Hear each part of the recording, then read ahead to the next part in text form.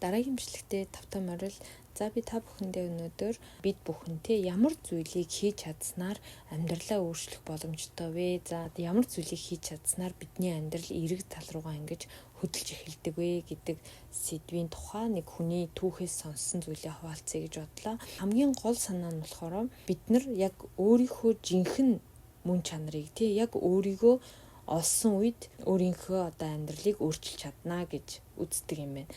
Яг үнэндээ хүн бол жинхэнэ өөрийгөө олтлоо мэдээж их юм туулж, их юм зарцуулдаг байгаа байхгүй юу? Гэхдээ өөрийгөө мэддэг юм шиг ерөөсөө мэддэггүй юм шиг бас нэг тийм тал ажиглагдаад байгаа. Энэ хүний энэ хэрэгэлсэн арга болохоор газар дуулгын арга гэж байгаа байхгүй юу? Хамгийн гол нь энэ газар дуулгын аргыг хэрэглэхдээ дэлхийн ертөнцтэйгөө ингээд холбогдож гэн гэж маш сайн ингэж төсөөлж чадсан хамгийн чухал зүйл гэж байгаа байхгүй юу? Тэгээд энэ хүний хэлснээр болохоор та ингээд өөрийнхөө жинхэнэ мөн чанарыг яг юу хийхийг хүсдэг, та яг ямар хүн бэ гэдгээ мэддэг. Ер нь бол өөрлөгөө ингээд хандаад өөртөөгөө ингээд ажиллаа сурчих юм бол амьдрал дээр бэлэхгүй зүйл гэж байхгүй, хүнд бол чадахгүй зүйл гэж байхгүй гэж хэлсэн байгаа байхгүй. Тийм болохоор ямар ч хүнд энэ бол боломжтой. Би ч гэсэн бас зүгээр л нэг энгийн цагийн ажилтан байсан. Харин ингээд амьдралаа өөрчлөөд компани захирал хийгээд явж байна гэдэг. Одоо болохоор маш амжилттай явж байдаг ийм компани захирал хүн юм билээ. Ер нь бол энэ газар дуулгын арга гэдэг нь хамгийн гол нь та ингээд сэтгэл санаа тавгүй үед ер нь гадагшаа ингээд бусд руу хандах гад ирэх үедээ л тэрийг хэрэгжилж чинь гэж байгаа. Ямар нэг юм болоход өөрлөгөө ингээд анхаарах, өөрлөгөө чиглэхийн тулд гүнзгий амьсгал аав гэдэг те. Энэ болохоор хүүсэн дээрээ ингээд яг гараа байрлуулад ч юм уу яг тэрлүүгээ анхаарахын тулд гараа тавьж болно гэж байгаа. Анхаарч чадж байгаа хүн бол гараа тавихгүй байсан ч болно. Ерөнхийдөө хүүснийхээ тэнд анхаарлаа хандуулад тэгээд төсөөлөх юм бол ингээд нэг тийм урт нарийнхан баган шиг тийм гэрэл ингэж дэлхийн ертөнцтэй ингэж холбогдож гин гэж төсөөлөх чадвартай хүмүүс бол бүр тэг төсөөлөөд хэсэг одоогийн байгаа амьдралын ертөнцөөс төр холдох юм шиг байгаа. Өөрийгөө бүр ингэж дотгошоогоо сонсож, бодож өөрийнхөө дотор руу ажиллаж тэгээд дэлхийн ертөнцтэйгөө холбогдож гин гэж төсөөлөх чадвар гэж байгаа байхгүй. Энэ хүн бүр энэ аргыг хэрэглэсээр байгаад аяндаа бүр амьдралынх нь өдөр тутамдаа байдаг жижиг зүйлүүд дээр ч гэсэн маш их өөрчлөлтүүд гарч ирсэн гэсэн.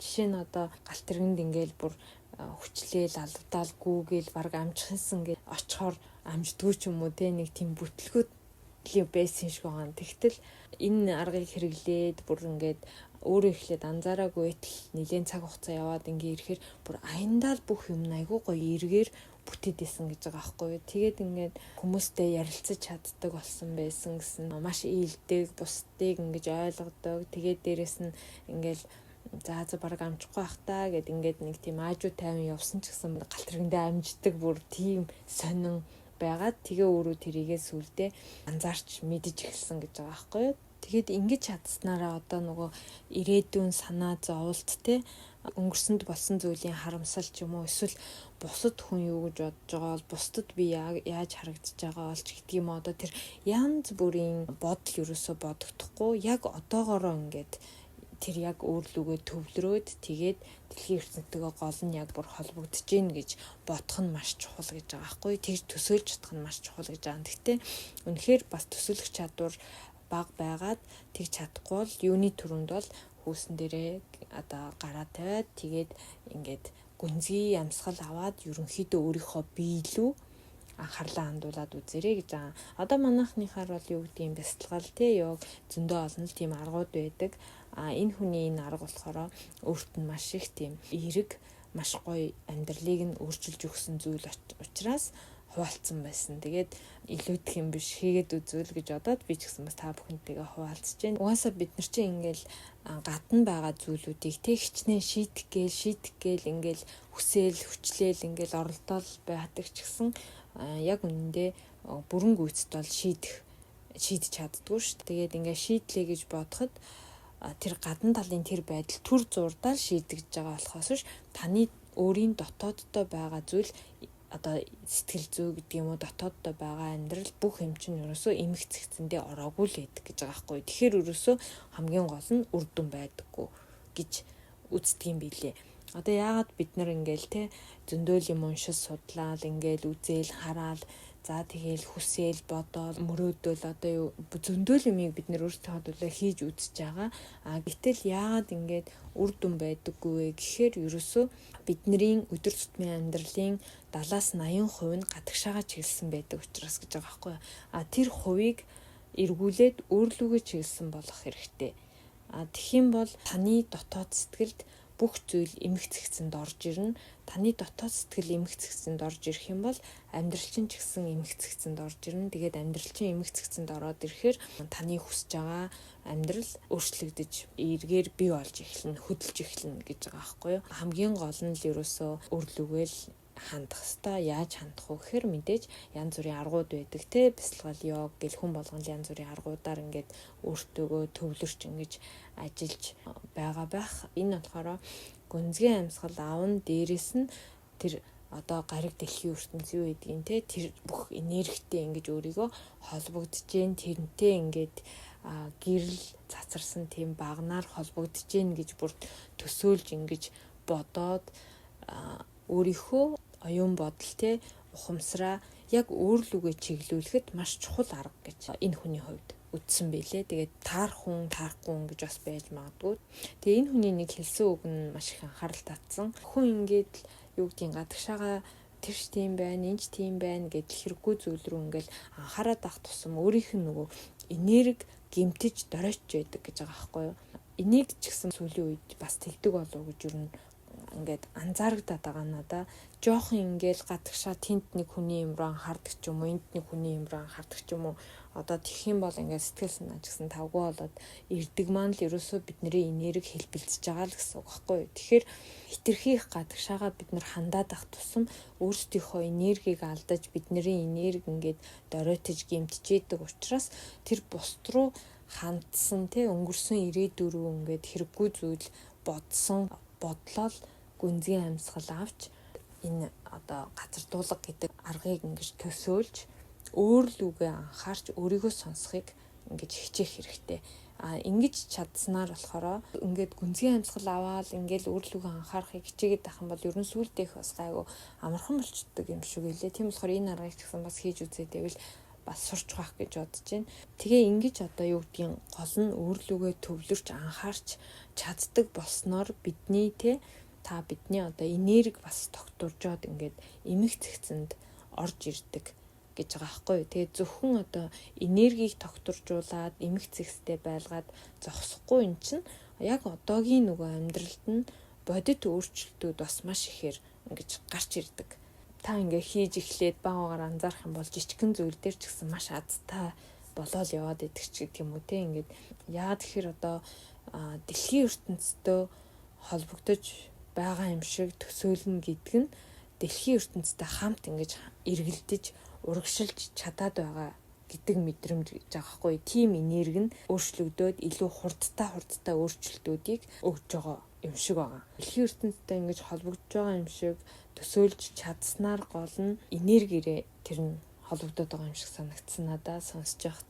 Угаасаа бид нар чи хорвоо ертөнцийг ерөөсө тэр чигээр энерги гэдгийг бол бид нар бүгдээрээ мэддэг болчиход байгаа шүү дээ. Тэгээд энэ энерги гэдэг нь болохоор ерөөсөө ялангуяа дэлхийн ертөнцийн хорвоо ертөнцийн энерги гэдэг зүйл бол ерөөсөө үгээр ингэж илэрхийлэхийн аргагүй тийм маш одоо хүчтэй идэг гэж байгаа байхгүй юу. Энийг бол би зөвхөн өөр зүйлээс уншиж ирсэн. Тэгээд энэ яриаг сонсож явах үедээ ч гэсэн нэрэл бас тийм байна да гэдэг бас мэдрэмж улам төрсөн. Тэгэхээр ингэж нэг өөртөөгөө төвлөрч чадсанаар аливаа зүйл нь бүр яг л нэг цаг нь болсон юм шиг л ингээд биелэл бүтээл байдаг болцсон гэж байгаа байхгүй юу нүнийх. Тэгээд ингээд эхлээд угаасаа анзаардаггүй байснаа сүүлдээ ингээд жижиг зүйл дээр ч гэсэн маш их мэдрэгдээд ирсэн болохоор бүр анзаархаас ураарахгүй болсон гэж байгаа. Тэгээд бүх юм нь амархан болоод байдаг болцсон гэж байгаа байхгүй. Тэгээд энэ нь бүр нэг тийм гоё таатай мэдрэмж төрөөд улам энэ аргыг байнга ингэж хийж хэрэгэлдэг болсон гэж байгаа. Ерөнхийдөө бол эмх цэгцэнд л бүх юм ингээд ороод ирсэн юм шиг байлээ гэж өөрөө тэгжсэн. Тэгээд яа тэгэхээр энэ аргыг хэрэгэлдэггүй өөртөөгөө ч ажиллаж мэддэггүй одоо ингээл тэр чи юм байна гэж бусд руу дандаа ингээл анзаараад за ингээл нэг цагийн ажиллаа хийгээл амьдрал байж ах юм да гэжсэн үн чинь өөрлөгөө анхаарад бусд руу анхаарах гэдэг л угаасаа гадуур явж байхдаа ч гэсэн 0-д ороод хэсэг төр ингээд анхаарлаа өөрлөгөө хандуулдаг гэж байгаа байхгүй юу?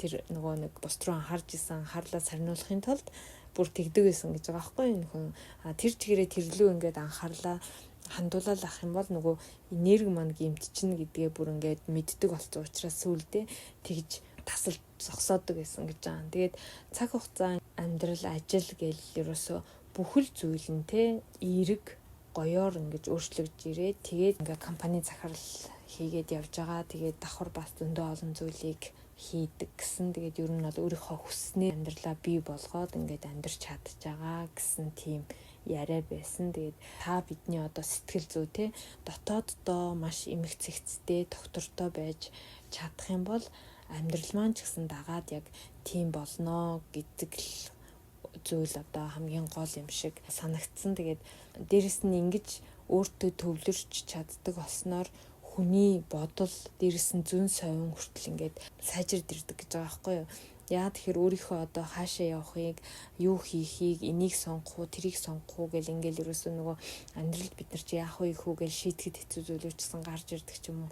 Ингээл зөндөө олон зүйлүүд ер нь тохиолддог штэ. Тийм үед ч гэсэн ингээд нөх амир эргэлзээд бодоод авахгүй шууд энэ юм бэ гэд ингээд бүр бүх юм нэг тийм одоо үгээр ингээд бүр хэлхийн аргагүй нэг тийм шулуун дардан болсон гэж байгаа байхгүй юу. Тэгээд энэ хүний бас нэг гайхалтай бодол нь болохоор энэ хүнд надаас зориулж өгч чадах юу байна? Тэр хамгийн бест гэсэн бүхнээ хариу нэхлэгөө зориулъя гэж. Одоо энэ хүнд зориулж би хамгийн гоёороо ингэж илдэг байх хэвээр бол хамгийн гоёороо илдэг байж тэ. Энэ хүнд би одоо хамгийн бест дээрээ бүх юмаа одоо зориулна хайраа өгнө гэдэг бол яг тэрийг өгдөг ч юм уу. Нэг тийм сэтгэлээр ингэж бүх хүмүүст хандж исэн гэж байгаа байхгүй. Тэгээд энэ аргыг ингээд хэрэгжилж гиснээс хойш аяндаа ингээд бас сэтгэл зүйн ч гэсэн бүр эерэг болоод тэгээд ажилдаа ч гэсэн анх тэр цагийн ажилд байгаа шүү дээ тий. Ажилдаа ч гэсэн миний чадах ямар чадвар вэ?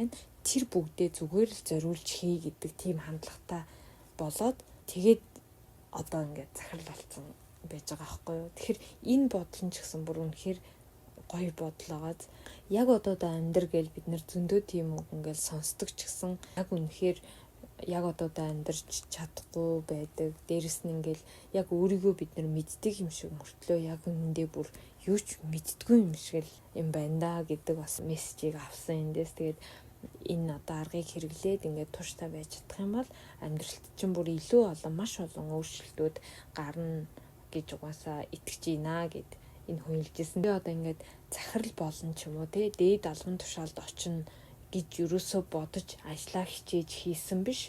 Зүгээр л ингээл нүдний өмнө байгаа өнөөдөр хийх ажлаа л би хамгийн сайнараа өөрийнхөө хамгийн сайн чадварыг гаргаад хий. Тэгээд хамт байгаа хүмүүстэй болохоор одоо амьдрал дээрээ те хамт байгаа хүмүүс, ажил дээрээ хамт байгаа хүмүүс ер нь хаанч байсан надад байгаа тэр бүх хүмүүстэй зүгээр л хамгийн сайнараа хандаж амьдрья гэл ингээл тэгэл өөрлөгөө төвлөрхийн тулд одоо тэр газар дуулгын аргыг хийж исэн гэж байгаа байхгүй. Ерөөсөө л ийм гурван бодолтой байгаад тэгээд ингээд амжилтанд хүрээд амьдрал нь бүр эрс өөрчлөгдсөн юм хүн байгаа байхгүй.